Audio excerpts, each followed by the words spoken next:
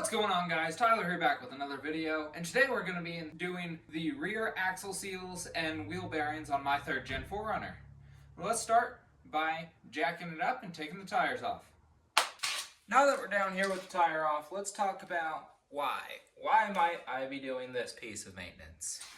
Well, the first obvious key is on my tire here. You can see presumably gear oil leaking down it from the differential, and that's your first telltale sign. If you're seeing this, then there's clearly something wrong. But then you can also see all around my brake drum is coated in oil. All here, yes, I do run spacers. I have a full-on travel setup, so in order to try and make the rear axle a similar width to the front axle, I added spacers. I know there's a little bit of controversy, but that's what I chose to do. But seeing all this, that's a telltale sign that the seals or the bearing itself has gone bad. So the things we're going to need, I'll have all linked in the description below. But we're going to have new inner and outer seals, the bearing itself, along with a couple O-rings, crush washer for the differential, gear oil. We'll need a little brake fluid. Nothing too crazy in terms of cost for parts to do this install. This does take a few more tools than your average install or piece of maintenance might. Like, we're going to need a press, along with there's a specialty tool that I bought from a guy named Duane off eBay that I'll also have linked below. But that makes it real easy to press the bearing in and off. We're also going to have a bearing separator. So this is a repair that would cost quite a lot to bring to a shop to do. And you might be wondering too, like, what's the risk if you don't do this repair? Well, eventually, if the differential gets too low on oil, it'll overheat and you'll ruin your diff, and then you'll have 2 issues.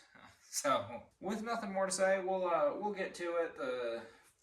But I wanted to show you. Obviously, I took all the bolts off from the spacer, but you can see just how caked on and oily and muddy this is, and apparently we got a dead bug that's been living in there. But I noticed this a little bit ago and haven't necessarily tackled this as fast as I should, but here we are getting to it now. With this off, I will clean this up a little bit before it goes back on the car. Now I'm going to take my e-brake off. I had to have the e-brake on in order to break those free, and we'll start pulling this. Toyota does recommend that, like, in their instruction manual, that you completely disassemble the drum brake. That's not really necessary in my opinion, but who am I? This is just a channel where you get to watch me do things, and maybe it helps you do them too. But yeah, so we'll take this off, clean all around. We'll look at our pads. More than likely in another video I will also be replacing these brakes as well, because they're all gear coated. We'll also see how much pad life we even have left on these, because it might just be time, or our drums are looking a little worse for the wear. Might have to tap this with a hammer, but mine's evidently coated in oil, so it kind of just wants to slide off. There we go. Oh yeah, my pads are absolutely coated. We're going to take some brake cleaner and clean that out.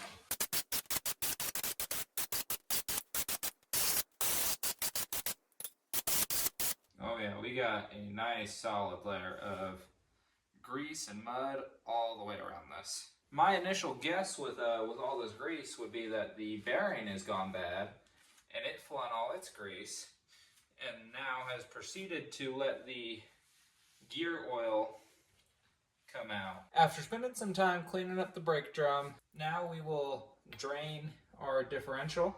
This is a 24 mil bolt, at least for me. And then you just kind of gotta work around the e-brake cable.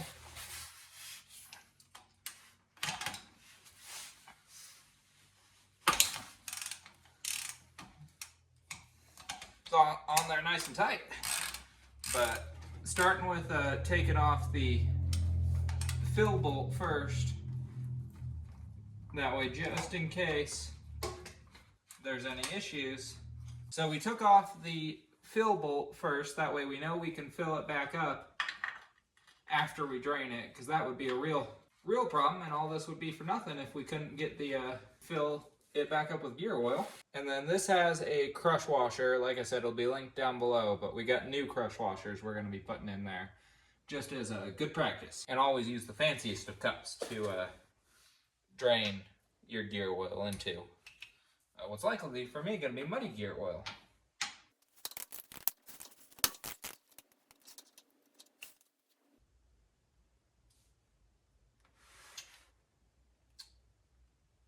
Use a bigger cup next time.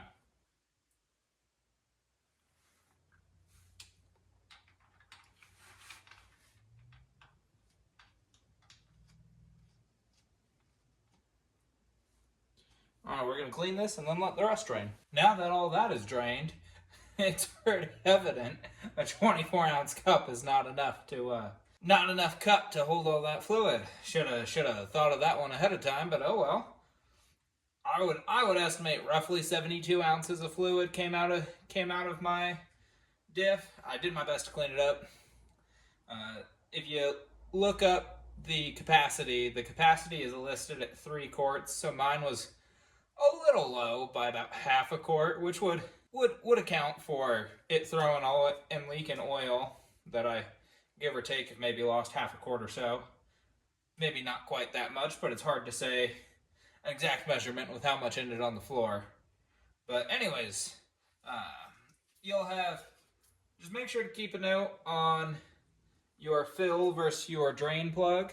It's pretty obvious. This one here is the drain. It has a little magnet on the end. It's also flat, pretty flat, whereas the fill is hollow. So just keep a note on that. But now that we got that empty, our next step is going to be to disconnect the e-brake. Bring you a little closer. So to disconnect the e-brake, we're just going to pull this pin here. So to disconnect the e-brake, we got this little catch pin right here, and all you got to do is kind of push it forward.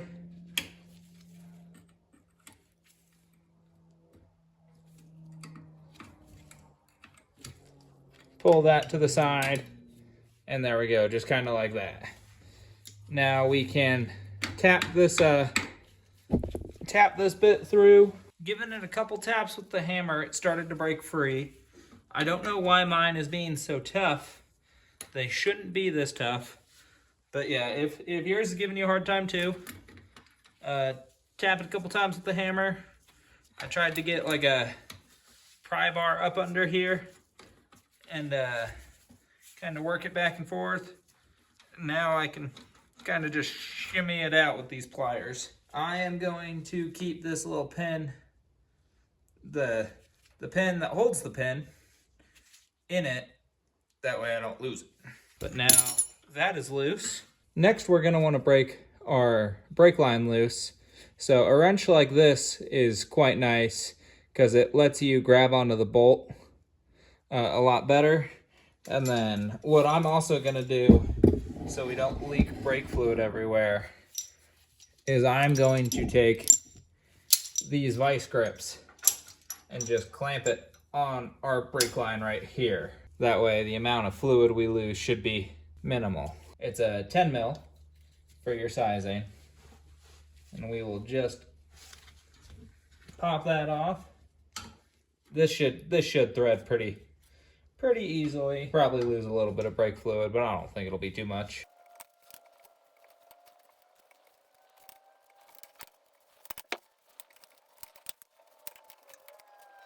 There we go, it's free. I'm just gonna tuck a towel in there to catch whatever comes out. Use a socket, and we're gonna break our wheel speed sensor free. Now with some pliers, I'm still trying to be gentle, but I can just kind of rock it back and forth and pull on it. There we go. That was suctioned on there. This thing is absolutely coated in oil, so that's a pretty clear sign that things aren't where they're supposed to be. And then also, if we look in this ABS housing or wheel speed sensor, like I said, it's coated in oil for me. But if you peer in here, you can also see the ring gear itself. See all that oil? That means my seals are absolutely gone. Nothing but oil in there. Definitely means that this is time. And also, this is an easy way, at least for me, all the oil was leaking from just this passenger side here. We can pop off the wheel speed sensor on the other side and use that as a way to check if we're getting all this oil in that gear. Our next step here is there's 4 nuts that hold this in. 2 at the top, 2 at the bottom. And I'm gonna break those, break them off, break them open, break them loose. Hopefully not actually break them. Oh, my bump pad is in the way. I might be doing this with a wrench, but it's a 14 mil. Anyways, I guess a wrench, not a socket for me. After you loosen them a little bit, at least in my case, I'll be able to come in here with a shallow socket, buzz them the rest of the way off. But I'll at least break them loose this way with the wrenches.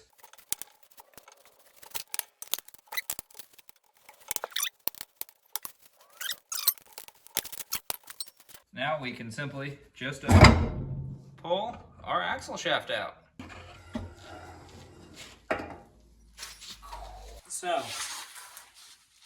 So now that we have this removed, in order to get our bearing puller wrapped around this, our studs are in the way. So we're going to take the 4 nuts that we just pulled off and thread them on just a little bit, pound them out. I'm going to first try with a mallet. I'll be trying with a mallet first to try and avoid damaging anything. A brass hammer would work quite well and is probably the preferred tool. I don't have a brass hammer at the moment, so here we are. Hopefully this mallet does the trick. It's more a dead blow style mallet, so.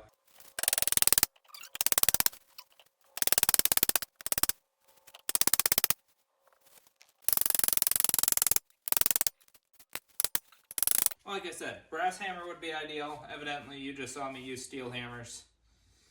This is just a, was it 2.5 pound engine? I believe engineer hammer. Might be wrong. And then for this one right here, next to part of the brake, I just used a regular hammer. Got it hammered on. But now we can start to get the bearing puller in there. I tried the mallet. The mallet just, even though this is a 45 ounce dead blow, still just wasn't quite enough weight on it. And I was doing my best, but kept getting the side here caught on the ring gear. I got our bearing puller separator that we will hook on in here. Just gotta get your threads right, get your bolts right. But here it is, brand new from Duane. Even has instructions in it. How nice. With all that out of the way, we'll slide this on down. Over here at the press, you saw me get this all bolted up. This is just a normal Harbor Freight 20-ton press. The way I have everything mocked up, got our sleeve here. If you've seen the Timmy the Tool Man video, you've actually seen Duane has changed the design of this a little bit, and it actually, he changed it quite a bit for the better. Made it a lot easier to use, so thank you, Duane. So I have this rubber pad below, so that way we don't ruin our wheel studs when this comes down. It has this rubber pad. Not the softest thing to land on, but certainly better than metal and concrete.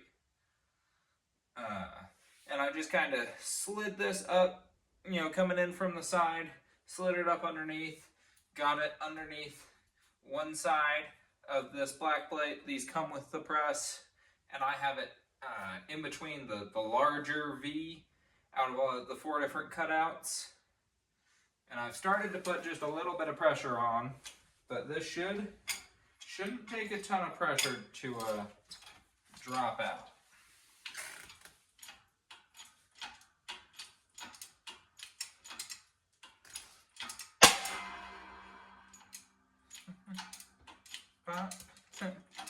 And now it's just gliding out.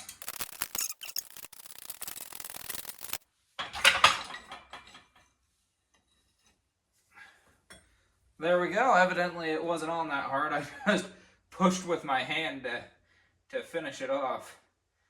But now we are free. Inner retainer, ABS gear are good and clear. Next thing we're going to need to do with that removed is get our little C-clip out of the way. So I got a set of snap ring pliers, and it is at a bit of a tougher angle to get. So just gotta be patient, work at it. I also have a little flathead, so when I do start to get it up, after not much success with the 90-degree ones, I switched to some straight tips. It seems to get a better grab on it. Still haven't got it out. The key, as far as I can tell, be as head on with it as possible. That lets you pry on both sides and actually get it out of the groove. I was getting one side at a time, but now I think we actually have both sides. Removed. So now we're going to be able to press the shaft out to remove this. With this, there's 2 ways we can go about it. We can either suck these bolts back in to be able to slide this over and thread it in like that, or since we've already tapped them out, we could just use any spare bolts you have lying around. Now we have our new bolts in to save our old bolts from any extra wear and tear of being pressed in and out. But now we will finagle this back into the press. And again, we're pulling off that next piece. This is also sliding this whole contraption in and out of the press. Could be easier. And I think we're going to have to drop this down one more notch. Now for pressing.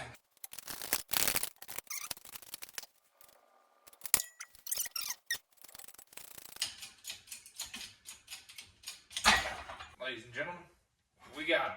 Now we'll get this whole contraption out, and now to take the actual bearing out of the whole brake contraption. So now that we've disconnected everything, we're left with this. Now if you tapped your studs back in, this would not have come out from the brake, but because I used those other bolts, ta-da, here it is. But this is our wheel bearing. We got this little rubber cap, which for me just pulled right out, nice and easy. And just toss that off to the side. And now we got to press our bearing out. So to do this, I am just going to center this on these black plates.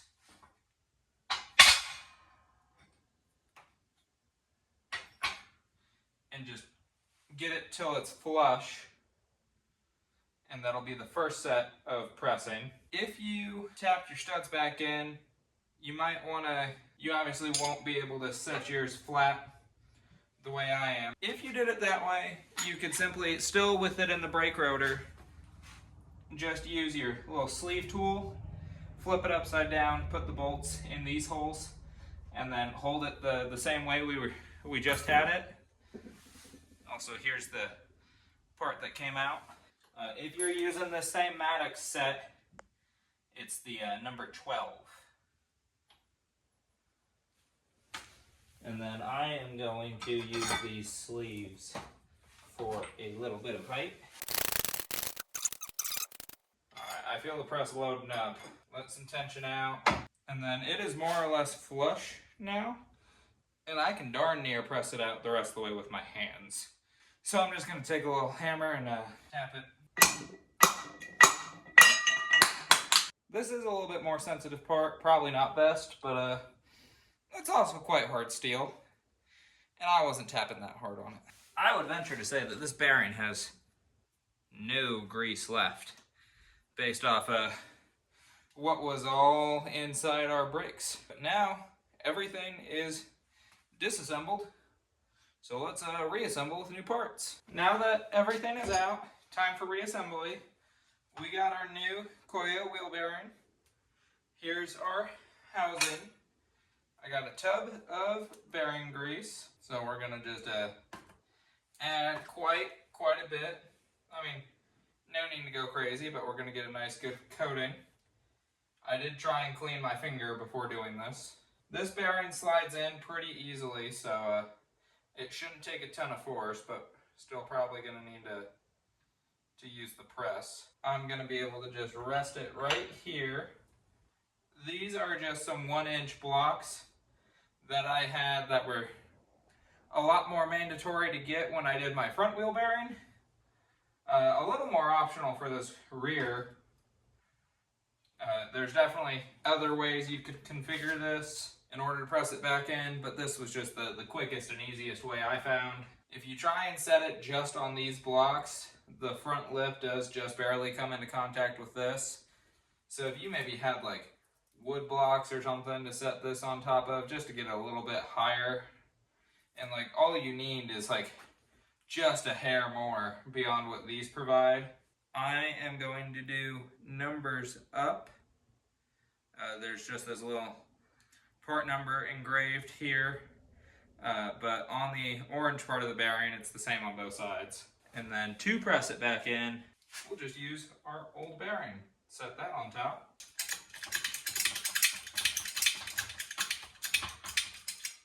And it fell in. It didn't require but just a touch. I feel it loading up, and that was all with just my hand, not even with the bar. Don't let your old bearing get stuck in here. I'm just going to grab some channel locks and yank it out. Now that we have the bearing pressed in, it is time for reassembly. So, doing it this way does have its disadvantages, that now we must reattach this. But it just plops back in, and we will tuck these bolts in from the underside. Now a downside to this is that we now need to tighten up these bolts to get them to sink back in. So what I've done, a stack of washers would do quite well. This is something I just had laying around. Just this little spacer that I bored out big enough to make it fit. But just a stack of like 4 washers that are the right size ought to do the trick. And the reason we're doing this is because we suck it on in this, grooved part, but there's about this much of it that doesn't have threads to suck it in. That big of a spacer, we'll have to start with it like this, and then we can put the spacer on.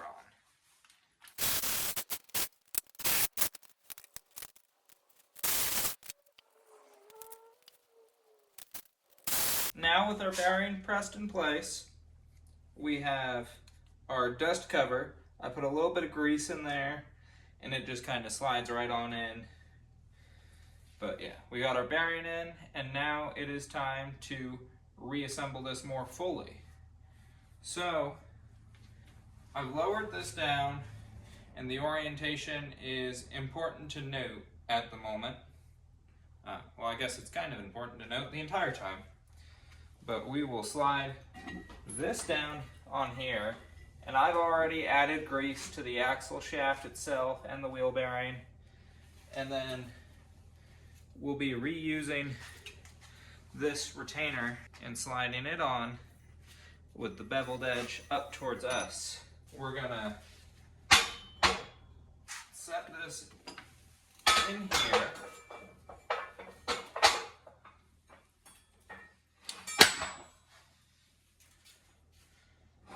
And it did this last time. The bearing just drops out because it doesn't take any force.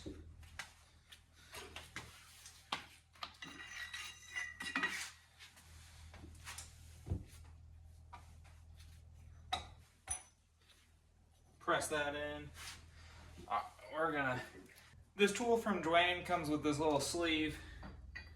Drop that on in there.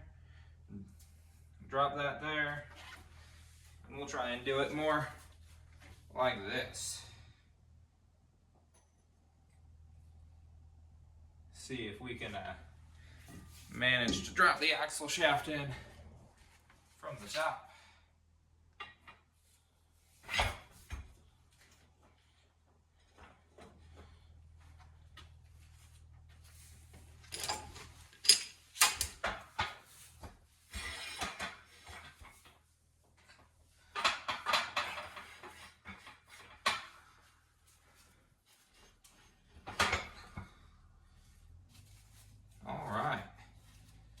Then we will check our work after doing all that. And this groove here, when we get that exposed from the bottom side and can put our snap ring back in, is how we know we've pressed far enough. But we are looking good and aligned. And the brake drum here, I have just kind of hanging off to the side of the press, so we got clearance there. But now we can start to press her in. And then also, in the name of trying to preserve surfaces, I'm gonna put this number 2 down on top.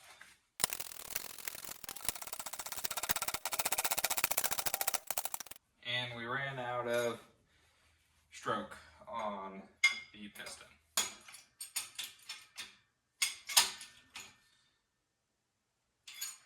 There we go. Let's pull her on out. Now, with our snap ring, we will tap it right back in.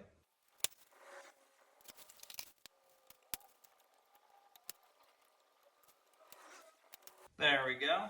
And it just snapped right back into place, real easy like.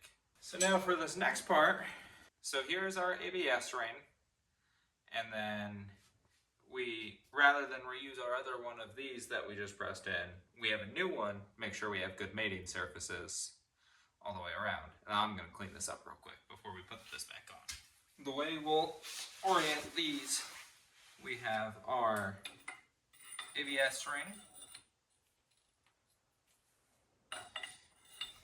and I'm gonna put just a little bit of bearing grease on here so that way it slides on easier. I'm not entirely positive if you're supposed to or not, but doing it anyways. Just feels right. And then our brand new bearing spacer. So traditionally, you'd do it with the beveled side up like this, but on the general consensus seems to be on the forums to do it the inverse way, so the bearing, the beveled edge is faced down. That this actually is the preferred method. Reason being is it just gives a better and a larger contact point for the seal. But now we'll press this on, and during this part we got to be careful not to press it too fast, because you can only press it on so much. There's supposed to be a certain amount of this polished axle still showing at the end, and we will test how our seals are riding on this bearing spacer after we press it in the majority of the way. But first we gotta press. Same as last time, you're gonna want this little spacer puck. Another thing I failed to realize is Duane includes a plate right here that's perfect sized for pressing this stuff in. I understand this many sleeves isn't necessarily advised, but we're just working with what we got. Because the other option is to try and lift this whole assembly up another pin on it, and that's going to be quite hard.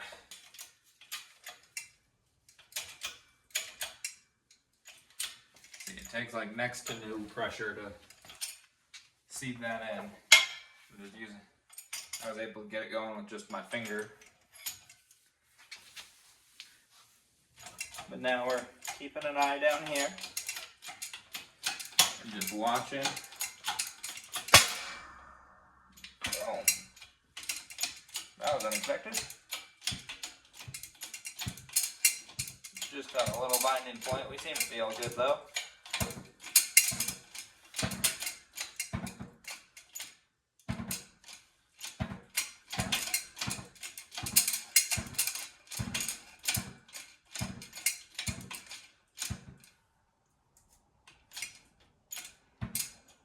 Just as the studs are getting close to the bottom of the ABS ring is where I'm stopping. That's where I'm stopping. Back over here at the car, we can also see I haven't retained my brake fluid all that well, and that a lot of it has gone onto the floor. I do have a stainless steel brake line, braided brake line, and that is part of the culprit. But so over here, we're going to replace this seal here, so we need to get the old one out. A slide hammer is not entirely necessary for this job, but it does make it easy. You can kind of just like work a wrench or some sort of hook tool in there to pull it out, but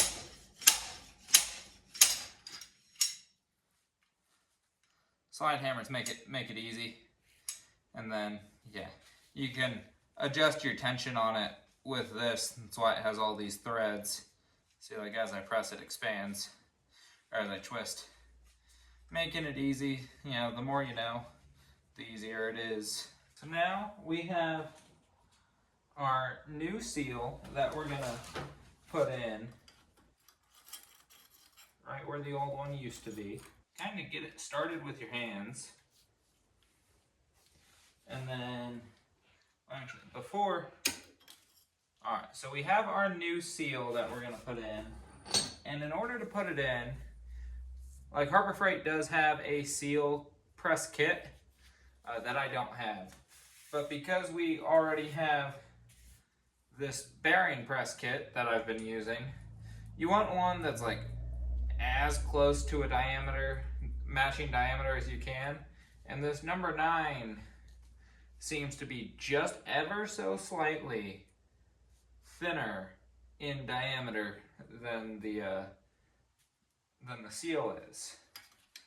So we'll just get it in here as flush as we can with our fingers. And then, again, like one of the reasons the proper tool is nice is it's aluminum, it's more forgiving than this all steel set, because we don't want to ruin it. But we're going to very gently tap this in.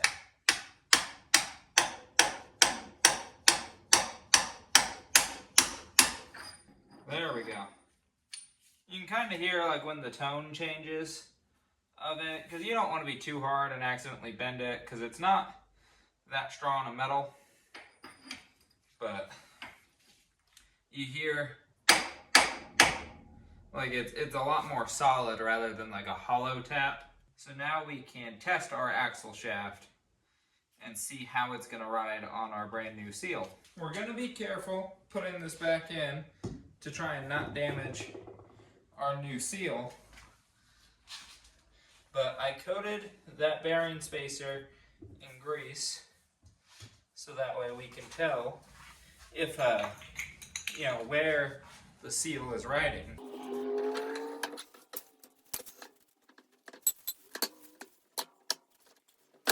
There we go. And I'm going to toss on 2 of the nuts real quick, spin it. Now that we've spun it, we'll pull it back, and we are here. You can see all the grease is gone. That's where we're riding at the moment. So we are not far enough on. 5 millimeters is about what is the consensus for what's ideal. And I have about 5 millimeters of the polished surface showing, but I think I might need just a touch more. So I pressed it on a little bit more. As soon as I pressed it, it like popped just a little, jumping down. But you can see I've spun it around a little bit, and we are darn close to the middle of our bearing spacer for where it's rubbing. So I'm gonna call that a winner, being that we are just so close to the middle. I don't know how much better I'm gonna get that. If I try and put it on more, I feel like I'm risking possibly going too far in the other direction. But now we can just start to bolt things back up. I almost forgot to show you, we are replacing this bad boy as well. You know, while we're in there, make sure it's as fresh as can be. But I was able to just peel it off with my fingers. I didn't even need like a screwdriver or anything to get in there. And then new one on just like that.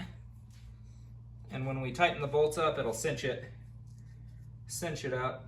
But here we go on reassembly. So you can see our grease line right there before I put it in. About as close to the middle as I'm willing to try for.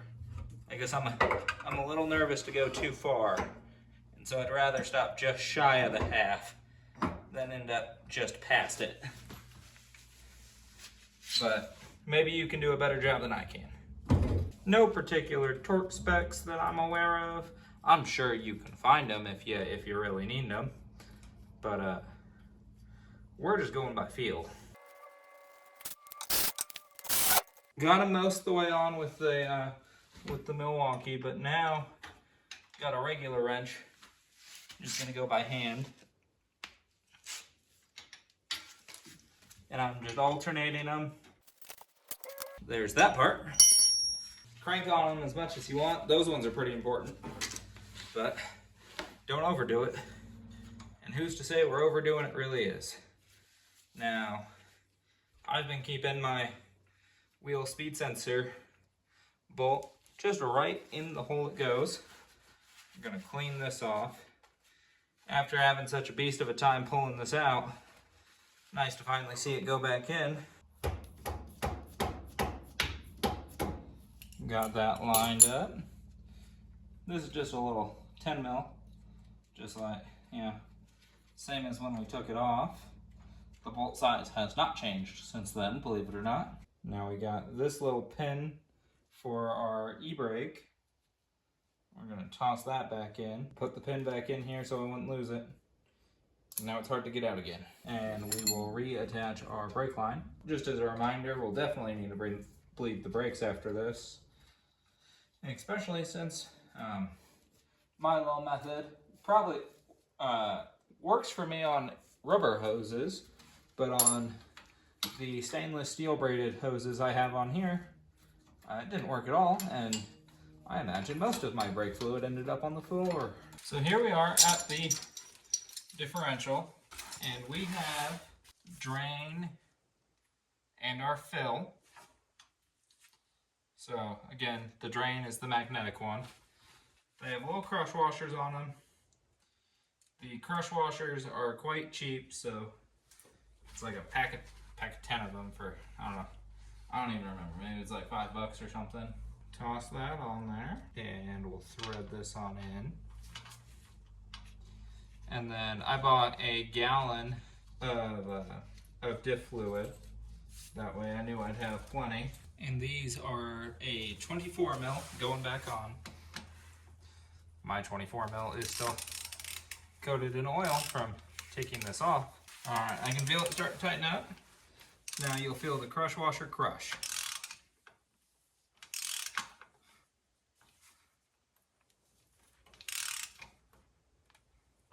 And you'll feel it feels kind of goofy.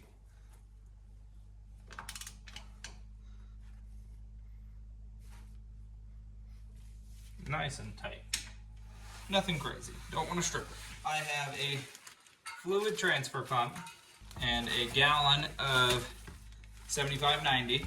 Looking at what I could find online, I've seen some people use 80/90. I've seen others use 75/90. Evidently, I'm using 75/90. It doesn't seem that it matters a ton, as far as I could find. No, that's not a very precise answer, but that's the answer I got. And I know the last time I used this was with gear oil, the same 75/90, so I'm not terribly concerned. But now we just get to sit here and pump it. If you like this sort of content and want to see more of it, please make sure to like, subscribe, and comment, as it really helps me out.